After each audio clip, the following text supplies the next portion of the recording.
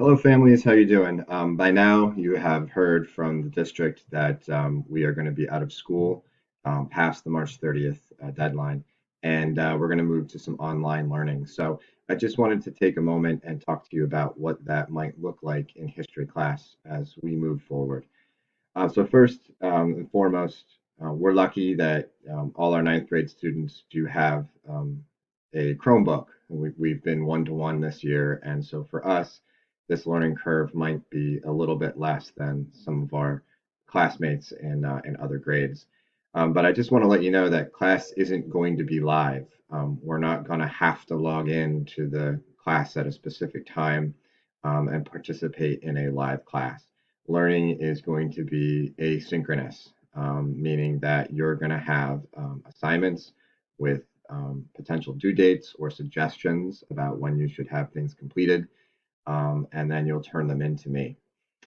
We are going to think more along the lines of weekly class versus daily class. So for us in history, I might post a bunch of things on a Monday and then give you due dates throughout the week. There might be a lecture to watch by Wednesday and a discussion question due by Thursday and a quiz or a writing assignment due by Friday, and all of that will clearly be communicated to you about when those things will be due, what will be graded, and what won't. We're going to use the tools that we've been using all year. We're going to use Nearpod, we'll use Classroom, we'll use Google Forms, we'll use quizzes and Kahoot. All those tools that we've used in class, we can still use them asynchronously via online learning. So we're going to stick with some things that are familiar. Um, I'm working on setting up office hours, so that will be a live session that will be optional for students to pop in and ask me questions and collaborate and discuss. I'll communicate when those hours might be throughout the week once we get the plan ironed out. But again, those would be optional, and they'll either be through Google Meet or through Zoom Room. But still working on details with that. But again, optional office hours for those of you that think you might need them or want them to communicate. Assessments will still happen. We do assessments through Google Forms and other tools, so we still will have things that are going to be graded. They might not always look exactly the same, but we still are going to move forward with assessment when needed and appropriate. Attendance. This is the only thing that will be daily. You're going to get a question, a discussion question every day on Google Classroom. That question may just be simply, have you logged in and worked on things today? Yes or no. And that's your attendance for class for the day. So you do need to, at some point during the day, between 12:01 a.m. and 11:59 p.m. and that 24-hour block, you do need to log in, answer that attendance question so that I can record that you were quote unquote present for class that day. So that's something that you need to be aware of, and you'll see those daily on Classroom. Um, a routine. This may be difficult for you at home to develop a routine for how to manage yourself. You've been very routine dictated to most of your life as students, with bells telling you when to start and when to stop. And for parents out there, I understand that you are may also be working from home, or you may still be going to work, depending on your profession or your career. So there you're going to have to work out something with your family.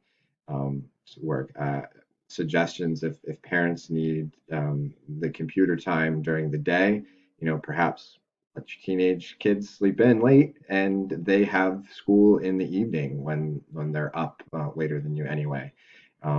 Brothers and sisters, you might consider sharing your Chromebook with them if necessary. So unfortunately, I can't answer all of those questions for you. My family, we're working on a routine ourselves and how to keep my children engaged in their schooling and still allow myself and my wife to work. Um, just know that there is a plan in place. We're going to be flexible. we're not an online school. We weren't designed that way, even though we do have elements of it in our classroom. But we're going to do our best to get through this, and hopefully, it will be over sooner than later. But we have a plan for as long as we need it to be. So if you are one of my U.S. history families, you can stop the video here. But if you're one of my AP families, you hang on for a second, and I have an update about the AP exam for you. So history students, look forward to seeing you on Classroom, Zoom, Google Meet, whatever way we can get together. For my AP families, you got an update from the school district, and you probably saw before that the College Board is making arrangements for taking the AP exam at home in May if necessary. Currently, the format for that is going to be a 45-minute online test. No multiple choice questions. They will just be written responses, FRQs in our case for human geography.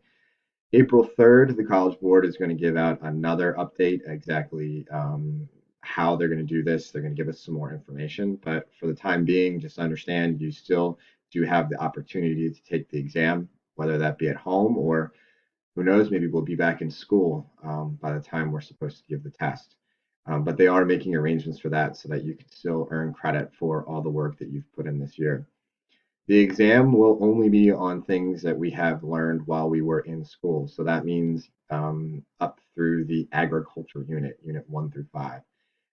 We won't see anything beyond that on the test. So that's good news. We have about 5 weeks between now and when the test is supposed to be given. So we're going to take a week at a time, review a unit at a time. And again, those assignments and practice activities will be put up there for you on Classroom the same way that it will be for my history students.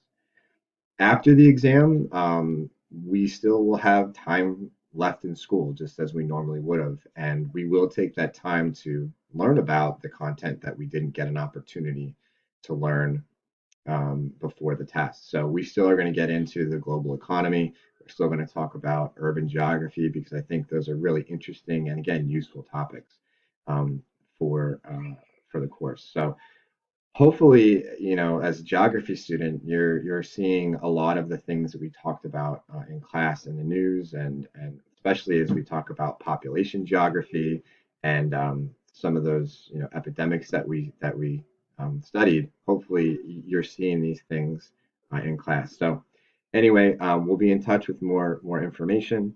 And again, I look forward to seeing you in our review sessions and in our new virtual format. So take care, and we'll see you soon.